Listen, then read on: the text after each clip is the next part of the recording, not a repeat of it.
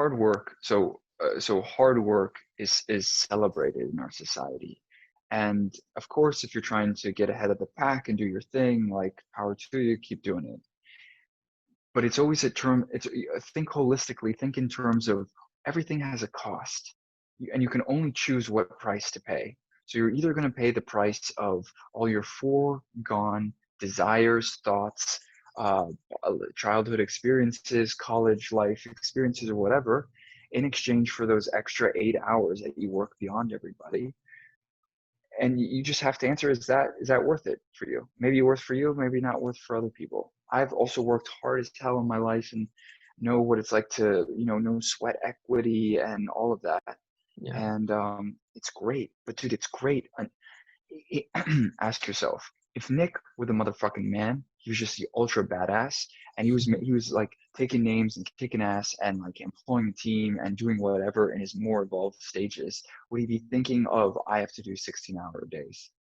He would probably, I mean, again, he might think it were an embarrassment, because your body is probably thinking that. Like like people who work to that degree, oftentimes they drop dead when they're 50 or sooner.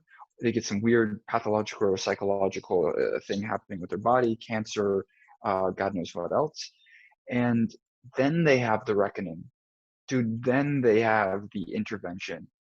Yeah. Don't be that person if you can help it. Like let these messages burrow their way into your mind.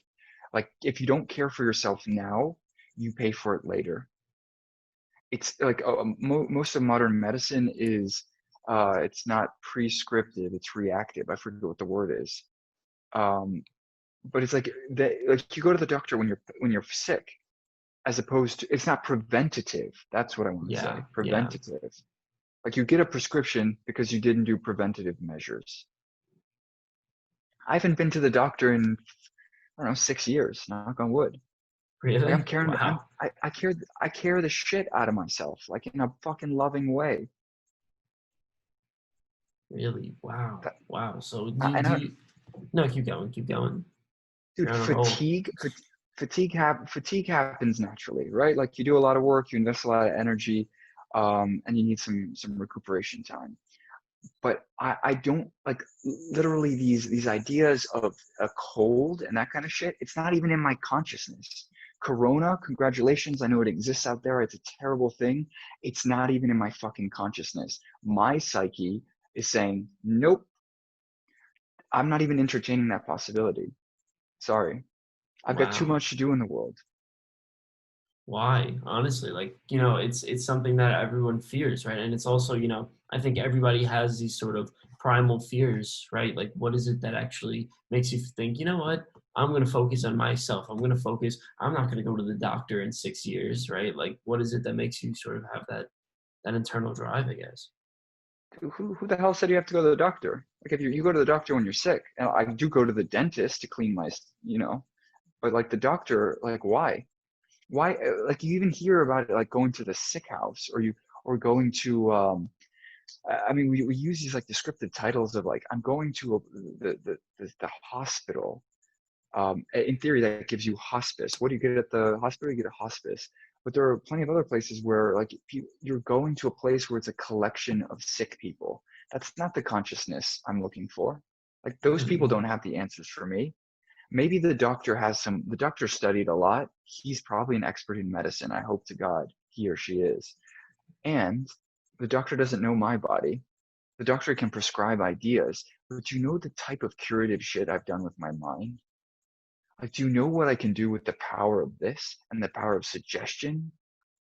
Do you know that, for example, numerous hypnotic studies, and you can even see this in a stage hypnotism show, is that like somebody will come on, they'll be put into a light trance, they'll be told, for example, the hypnotist will blow smoke in their face, and they'll be told that in just a second they're going to take that cigarette and they're going to put it out in their hand. And then the person is like, get ready. The person's still in a trance, eyes closed, whatever. And then instead of taking the cigarette, they replace it with a pencil eraser, and they touch the pencil eraser to the hand. And bro, the body will create a scab as though if it were burned. Really?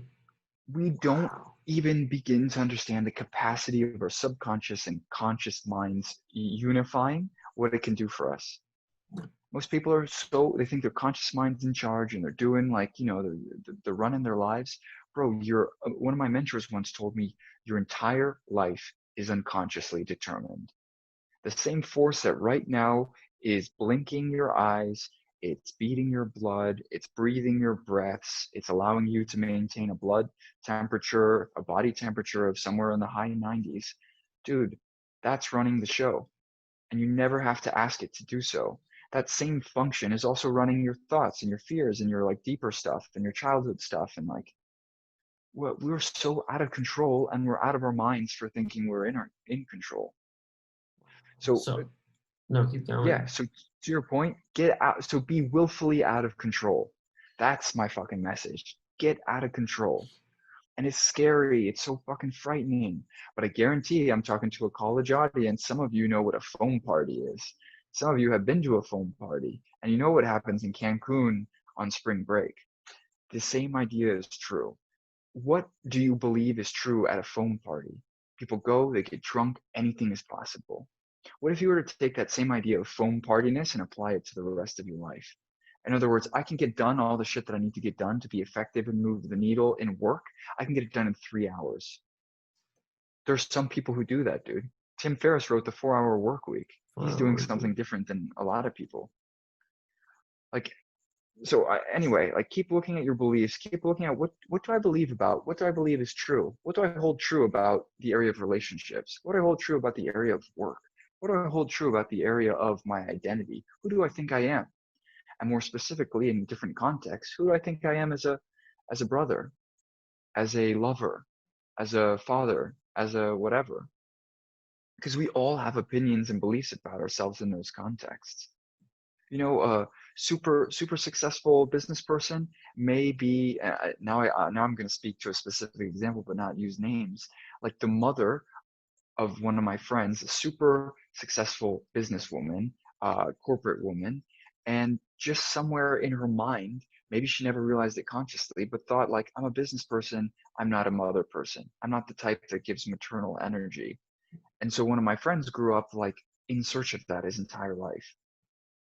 Hmm. So it was her belief, and there are numerous reasons she had it, but I suspect it was her belief about that role of motherhood that affected her child's life so profoundly. Dude, our beliefs are the making and breaking structures of our world. So I work with people on beliefs and on like restructuring their identity and on getting their minds right so that, they can have happiness and so that they can have success and so that they don't have to experience isolation and meaninglessness and fear and all that on the regular, because you don't. Wow. So when you say you're a coach, you're more of a life coach, honestly. Bro, you want to know the secret?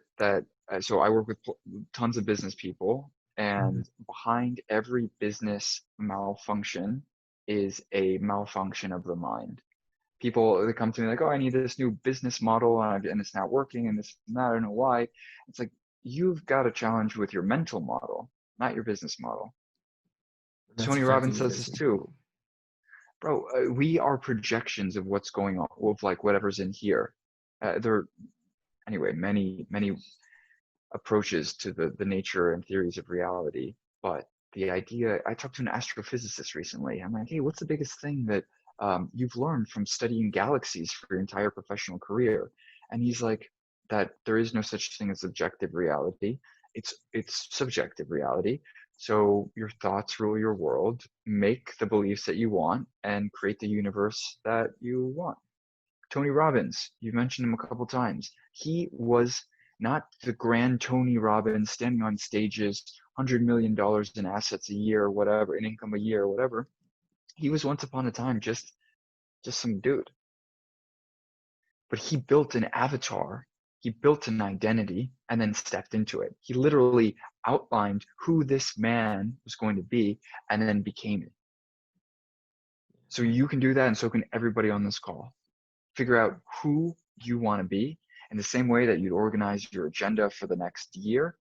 But I think doing it on an identity level is 100 more times important than doing it for your 5-year plans. If you evolve into the next level, like this next level Nick or whoever, your life can't help but adapt. If your identity shifts, your behavior shifts. By definition, your thoughts shift.